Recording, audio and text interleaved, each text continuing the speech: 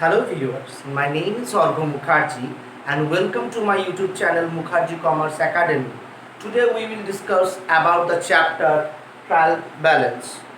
Trial ব্যালেন্সকে আমরা বাংলায় রেওয়ামিল বলে থাকি। তবে ভিডিওটি শুরু করার আগে যারা আমার এই চ্যানেলে নতুন তাদের কাছে আমার অনুরোধ রয়েছে ভিডিওটি সম্পূর্ণ দেখবেন এবং ভালো লাগলে অবশ্যই লাইক করবেন এবং আপনার বন্ধুদের কাছে শেয়ার করে দেবেন। যারা নতুন তারা অবশ্যই সাবস্ক্রাইব করতে ভুলবেন না এবং সাবস্ক্রাইব করার পাশে বেল আইকনটি প্রেস করবেন যাতে আমার ভিডিওর পরবর্তী আপডেটগুলো আপনারা খুব সহজেই পেয়ে যান। চলুন শুরু করা যাক আজকের ভিডিওর প্রথমেই ট্রায়াল ব্যালেন্সে আমি দেখো তোমাদের জন্য একটা নোট বলে রেখেছি।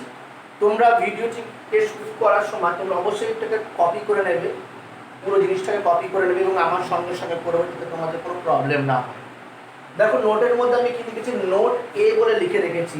সেখানে আমি লিখেছি 1 নম্বর দিয়ে লিখেছি কি পয়েন্ট আমাদের মনে রাখতে হবে, statement, that is statement not a laser.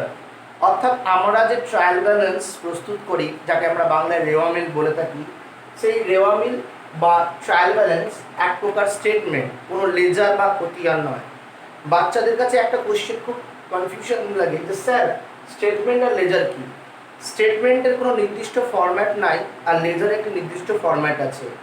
Trial balance BRS এর মধ্যে একটি স্টেটমেন্ট, তাই জন্য ট্রায়াল ব্যালেন্সের কোনো নির্দিষ্ট ছক নাই, কিন্তু লেজারের একটি নির্দিষ্ট ছক আছে, এটি প্রস্তুত করা বাধ্যতামূলক। অপরদিকে ট্রায়াল ব্যালেন্স প্রস্তুত করা বাধ্যতামূলক নয়, তাই ট্রায়াল ব্যালেন্স একটা স্টেটমেন্ট, কোনো লেজার নয়। 2 নম্বরে লেখা হচ্ছে prepared on a separate sheet. এটি জন্য আলাদা করে আমাদের কোনো হিসাবের বই প্রস্তুত করতে হয় না, যেমন জার্নালের জন্য জার্নাল বুক বা জাবেদা বই বা লেজারের জন্য লেজার বুক বা খতিয়ান বই থাকে। ট্রায়াল ব্যালেন্সের জন্য এমনি আলাদা কোনো হিসাব বই রাখার দরকার নেই। এক্ষেত্রে আমরা ট্রায়াল ব্যালেন্স একটি পৃথক পাতায় বা একটি আলাদা খাতার পৃষ্ঠাতেও আমরা ট্রায়াল ব্যালেন্স করতে পারি। লেখা হচ্ছে prepared on a separate sheet, একটি আলাদা খাতায় এটা আমরা বানাতে পারি। 3 নম্বর পয়েন্টে লেখা হচ্ছে অ্যারিথমেটিক্যাল অ্যাকিউরেসি। আমরা যে জার্নাল করলাম বা লেজার করলাম তার অ্যারিথমেটিক্যালি অর্থাৎ হচ্ছে গাণিতিক শুদ্ধতা, অ্যাকিউরেসি কথার অর্থ হচ্ছে শুদ্ধতা কতটা, তা যাচাই করার জন্য আমাদেরকে ট্রায়াল ব্যালেন্সের সাহায্য নিতে হয়। তাই ট্রায়াল ব্যালেন্সের থেকে আমরা গাণিতিক শুদ্ধতা বা অ্যারিথমেটিক্যাল অ্যাকিউরেসি যাচাই করতে পারি। এই 3টে পয়েন্ট নিয়ে হচ্ছে নোট এ। তোমরা অবশ্যই কপি করবে, অসুবিধা হলে ভিডিওটি পজ করেও তোমরা করতে পারো কপি। নোট বিতে কি লেখা আছে, নোট বিতে দেওয়া আছে errors not detected by trial balance. ভিউয়ার্সদের কাছে আমার রিকোয়েস্ট রয়েছে যাতে তারা ভিডিওটি ভালো করে বুঝতে চায় তবে যেন ভিডিওটি পজ করে আমি যে লেখাগুলো লিখেছি তারা যেন কপি করে সেই লেখাগুলিকে। তো কি লিখছে, নোট বিতে লিখেছি errors not detected by trial balance, অর্থাৎ বাংলায় যে সমস্ত ভুলগুলি রেওয়ামিলে ধরা পড়ে না। মানে স্যার স্টুডেন্টের মনে প্রশ্ন থেকে, স্যার আপনি যে বললেন যে ট্রায়াল ব্যালেন্স তৈরি করলেই তো স্যার গাণিতিক শুদ্ধতা যাচাই করা সম্ভবপর। হ্যাঁ সম্ভবপর, কিন্তু অনেক সময় ট্রায়াল ব্যালেন্স বা রেওয়ামিল মিলে গেল তার মধ্যে কিছু ভুল থেকেই যায়। অর্থাৎ ট্রায়াল ব্যালেন্স মিলে গেছে কিন্তু আমার ভুল এখনো বুকস অফ অ্যাকাউন্টসে রয়ে গেছে। তো সেগুলি কোন কোন ধরনের ভুল হয়, সেগুলি 1 নম্বর হতে পারে এরর অফ কমিশন বা ছাড়ের ভুল। 2 নম্বর হচ্ছে এরর্স অফ কমিশন বা কার্যমূলক ভুল। 3 নম্বর হচ্ছে এরর্স অফ মিসপোস্টিং বা বেদাখিলার ভুল। 2 নম্বর পয়েন্ট হচ্ছে এরর অফ প্রিন্সিপাল অর্থাৎ নীতিগত ভুল। 5 নম্বর বা লাস্ট পয়েন্ট হচ্ছে গিয়ে কম্পেনসেটিং বা এরর অফ কম্পেনসেটিং, যাকে আমরা বলি পরিপূরক ভুল। ওকে, 3 নম্বর পয়েন্ট হলো কম্পেনসেটিং বা এরর্স অফ কম্পেনসেটিং অর্থাৎ পরিপূরক ভুল। এরপর আমরা দেখতে পাচ্ছি নোট বি এর পয়েন্ট শেষ, নোট বি শেষ হয়ে গেছে। এবার নোট সি। নোট সিতে দেখো বাচ্চাদের জন্য আমি আরও কিছু কোয়েশ্চেন রেখেছি যেগুলো তোমাদের পরীক্ষায় আসতে পারে, তো এগুলোকেও কপি করে নেবে।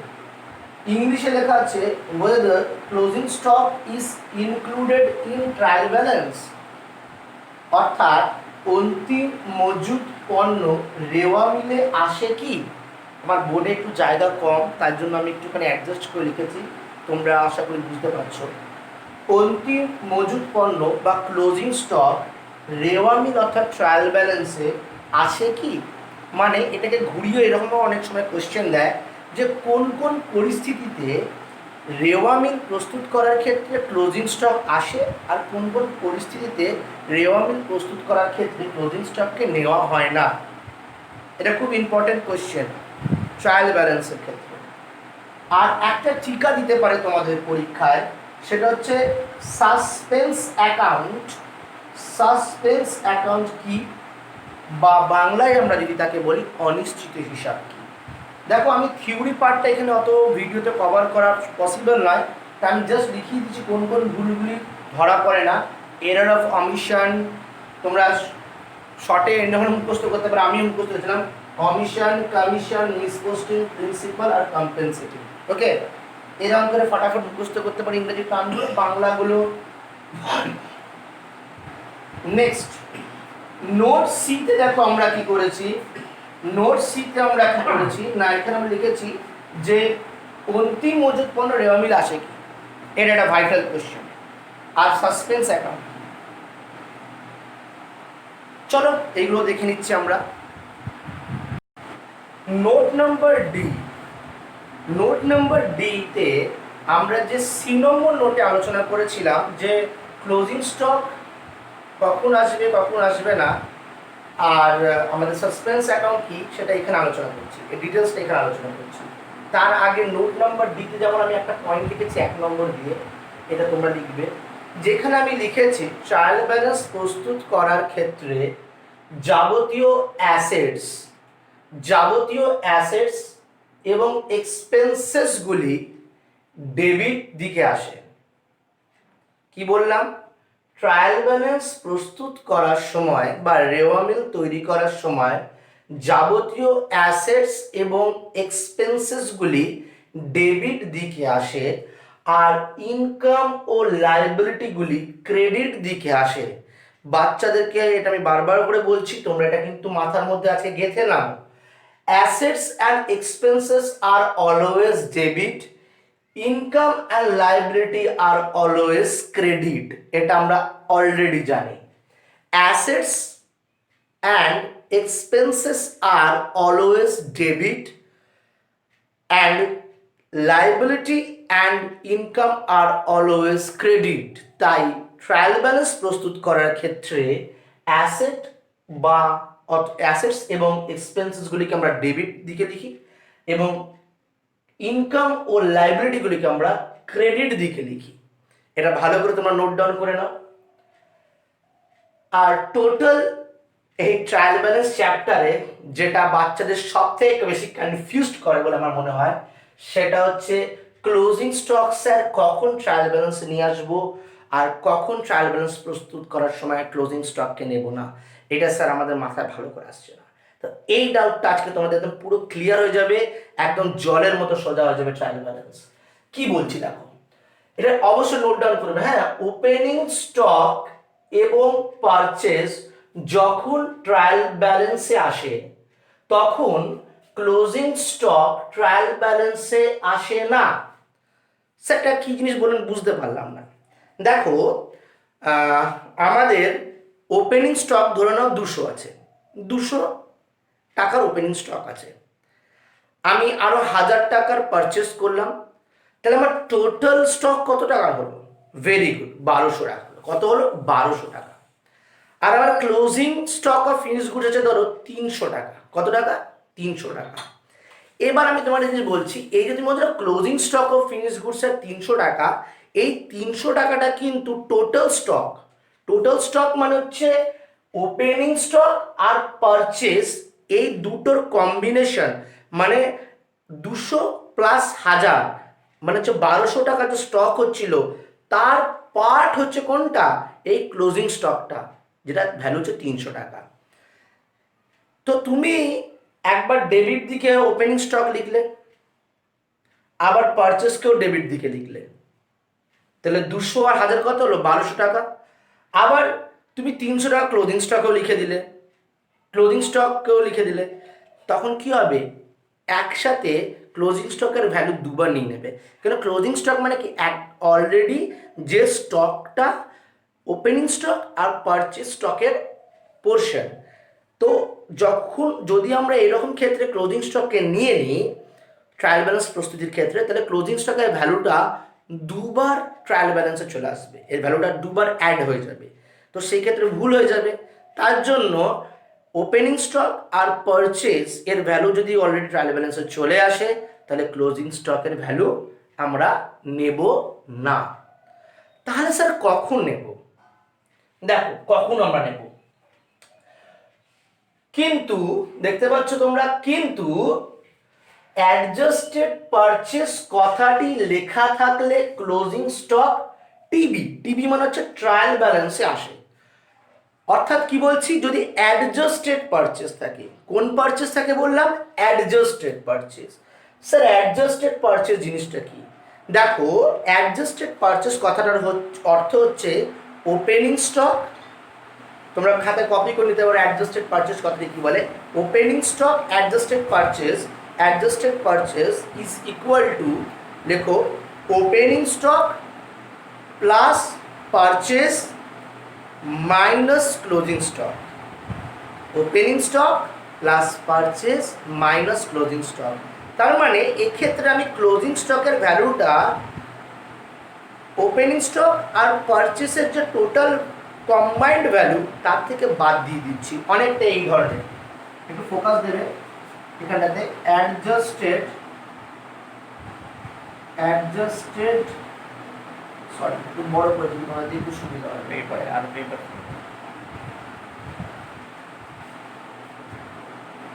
অ্যাডজাস্টেড পারচেস, আশা করি দেখতে পাচ্ছ। আমি নিচে লিখছি, হ্যাঁ তোমরা লিখো আমার সাথে, ওপেনিং স্টক প্লাস পারচেস। ওকে, এটার কম্বাইন্ড ভ্যালু ফার্স্ট ব্র্যাকেট রাখলাম মাইনাস ক্লোজিং স্টক। আমি এটাকে সিএল স্টক মানে হচ্ছে ক্লোজিং স্টক, আর ওপি স্টক মানে হচ্ছে ওপেনিং স্টক। তো দেখো তোমরা, ওপেনিং স্টক আর পারচেসের ভ্যালু থেকে আমি এখানে কি লেস করেছি? Closing stock. তার মানে যদি আমাদের কাছে অ্যাডজাস্টেড পারচেস দেয়, সেই ক্ষেত্রে আমরা ক্লোজিং স্টকের ভ্যালুটা লেস করতে পারি। কি করতে পারি বাবু? লেস করতে পারি। কিন্তু যদি নর্মাল পারচেস দেয়, সেই ক্ষেত্রে কিন্তু ক্লোজিং স্টক ট্রায়াল ব্যালেন্সে আসবে না। এই কথাটা তোমাদের একদম মাথার মধ্যে আজকে গেঁথে নাও, তাহলে আর কোনোদিনও ভুলবে না। কি না স্যার আমাদের কি বলেছিলেন? স্যার বলেছিলেন যে ওপেনিং স্টক পারচেস যদি নর্মাল ফর্মে থাকে তাহলে ক্লোজিং স্টক ট্রায়াল ব্যালেন্সে আসবে না, কিন্তু পারচেসের পাশে যদি অ্যাডজাস্টেড কথাটি লেখা থাকে বা অ্যাডজাস্টেড পারচেস কথাটি লেখা থাকে, তবে ক্লোজিং স্টক কিন্তু ট্রায়াল ব্যালেন্সে আসবে। তোমাদের বইতে এরকম অনেক সান্ত্বনা পেয়ে যাবে। এই ছোট্ট ভিডিওর মধ্যে অত থিওরি প্র্যাকটিক্যাল অত কনসেপ্ট আমি ক্লিয়ার করতে পারবো না। আমি যতটা পেরেছি একদম ইজি ল্যাঙ্গুয়েজে তুলে ধরার চেষ্টা করেছি।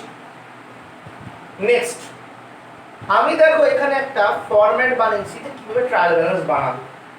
প্রথমে লিখতে হবে in the books of dot dot dot. আমি লিখেছি যদি যে কোম্পানির নাম থাকবে সেটা আমি লিখবো।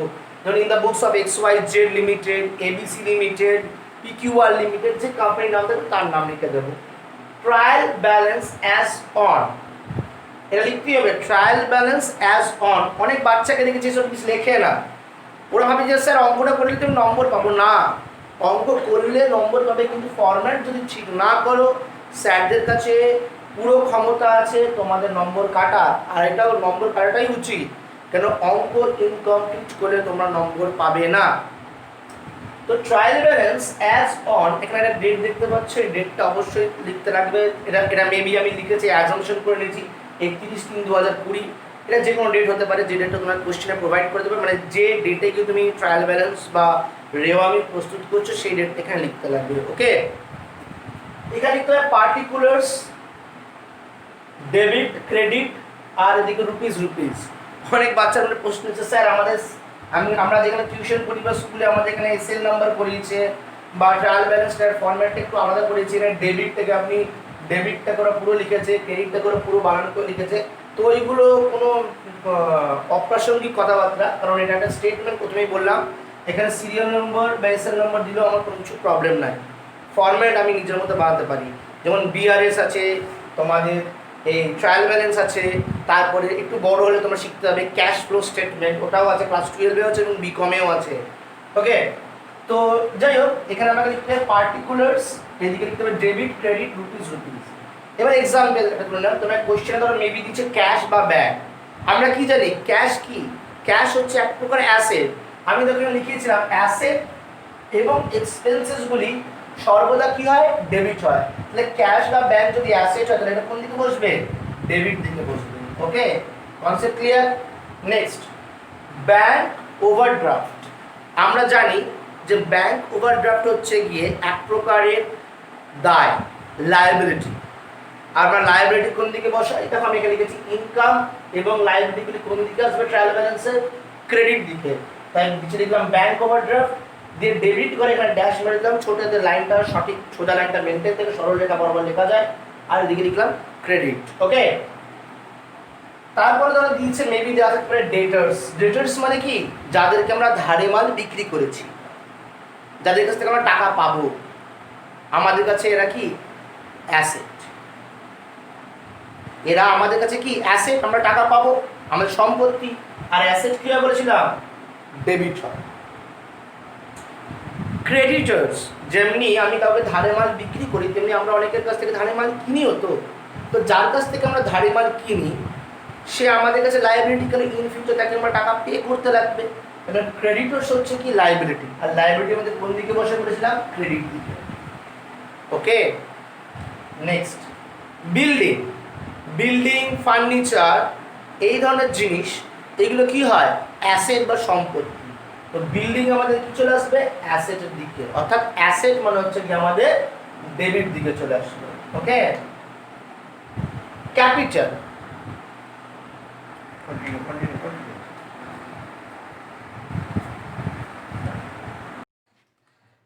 ক্যাপিটাল এটা এক প্রকার ইন্টারনাল লায়াবিলিটি, আর ইন্টারনাল লায়াবিলিটি আমাদের ক্রেডিট দিকে আসে। তাই জন্য আমি ক্যাপিটালটাই কোন দিকে লিখেছি? দেখো ক্রেডিট দিকে লিখেছি। ওকে, এরপর প্রভিশন অন ডেটার্স। প্রত্যেক বছর যখন ধারে আমরা মাল বিক্রি করি তো আমরা অ্যাজাম্পশন করে নিই অ্যাকাউন্টসের প্রুডেন্স কনসেপ্ট হিসেবে যে আমি ধারে মাল বিক্রি করলে প্রতি বছর আমার কিছু পরিমাণ অর্থ অনাদায়ী থেকে যাবে, মানে যেটাকে আমরা আদায় করতে পারবো না। এই ধরনের অনাদায়ী অর্থকে বলা হয়, এই ধরনের অনাদায়ী অর্থের জন্য কোম্পানি আগে থেকে একটা প্রভিশন বা সঞ্চিতি তৈরি করে থাকে, যার নাম হচ্ছে প্রভিশন অন ডেটার্স। মানে কোম্পানি আগে থেকেই জানে যেটা আমার একটা ক্ষতি এবং তার জন্য আগে থেকে সে কিছু কিছু করে বন্দোবস্ত করে রাখে, যাকে বলে প্রভিশন অন ডেটার্স। প্রভিশন অন ডেটার্স একটা ক্রেডিট আইটেম, তাহলে এটাকে ক্রেডিট দিকে লেখা হবে। এরপর স্যালারি। স্যালারি হচ্ছে কি এক প্রকার খরচ, আর আমরা জানি অল এক্সপেন্সেস আর ডেবিট। তো এখানে যেহেতু স্যালারি এক প্রকার খরচ, তো স্যালারিকে আমরা ডেবিট দিকে লিখেছি। ওকে, তো এইভাবে যেগুলি ডেবিট আইটেম সেগুলি ডেবিট দিকে আসবে, আর যেগুলি ক্রেডিট আইটেম সেগুলি ক্রেডিট দিকে আসবে, এবং সব শেষে দেখা যাবে ডেবিট এবং ক্রেডিট সমান হয়ে গেছে। কারণ আমাদের যে হিসাব শাস্ত্রের দ্বৈত ধারণা রয়েছে, যেখানে আমরা ডুয়াল কনসেপ্ট এন্ট্রি, মানে ডুয়াল কনসেপ্ট বা দ্বৈত ধারণা যেখানে দেখতে পাওয়া যায় যে যত পরিমাণ ডেবিট হবে তত পরিমাণ কি হবে? ক্রেডিট হবে। কি হবে? যতটা পরিমাণ অর্থ ডেবিট হবে ততটা পরিমাণ অর্থ ক্রেডিট হবে। তাই যদি আমাদের ডেবিট এবং ক্রেডিট ম্যাচ করে যায় আমাদের ট্রায়াল ব্যালেন্স একদম ঠিক আছে। কিন্তু অনেক সময় ট্রায়াল ব্যালেন্স ম্যাচ করে গেলেও কিন্তু কিছু ভুল থাকে যেগুলি থেকেই যেতে পারে, যেগুলি আমি আলোচনা করেছি অলরেডি, যে 5টা বল অমিশন, কমিশন, মিসপোস্টিং, ওইগুলো তোমরা একবার দেখে নেবে। এবার অনেক সময় দেখা যায় যে প্রশ্নপত্রে যা যা আইটেম দেওয়া আছে সেগুলিকে তুমি একদম সঠিক মতো ডেবিট এবং ক্রেডিটে বসিয়েছো, কিন্তু তা সত্ত্বেও তোমার ট্রায়াল ব্যালেন্সের একদিক বেশি একদিক কম আসছে। মনে করো তোমার এদিকে 100 আসছে আর এদিকে 80 আসছে, আমি একটা এক্সাম্পল দিচ্ছি। মনে করো তোমার ডেবিট দিকে আসছে 100 আর ক্রেডিট দিকে যোগফলে আসছে 80, কিন্তু তোমার হাতে কিছু বাকি নেই। তখন তুমি কি করবে, যে ডিফারেন্স অ্যামাউন্ট হচ্ছে কোন দিকে, ক্রেডিট দিকে, তুমি ক্রেডিট দিকে 20 টাকা লিখে দিতে পারো সাসপেন্স বলে। কি বলে লিখতে পারো? সাসপেন্স অ্যাকাউন্ট বলে। ওকে, দিয়ে বোথ সাইড কি করে ট্যালি করে গেল, 100 করে ট্যালি করে গেল। কথা বুঝতে পারলাম? কিন্তু বাচ্চারা কি করে না, অঙ্ক ভুল করা সত্ত্বেও স্যারদের চোখে ধুলো দেওয়ার জন্য কি করে, সাসপেন্স অ্যাকাউন্ট লিখে দিয়ে খাতায় চলে আসে।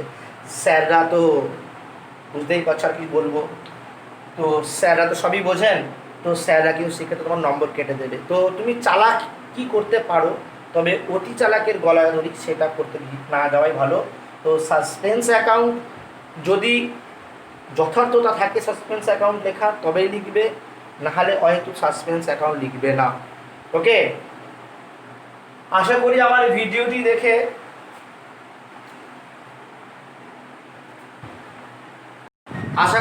ভিডিওটি তোমাদের ভালো লেগেছে।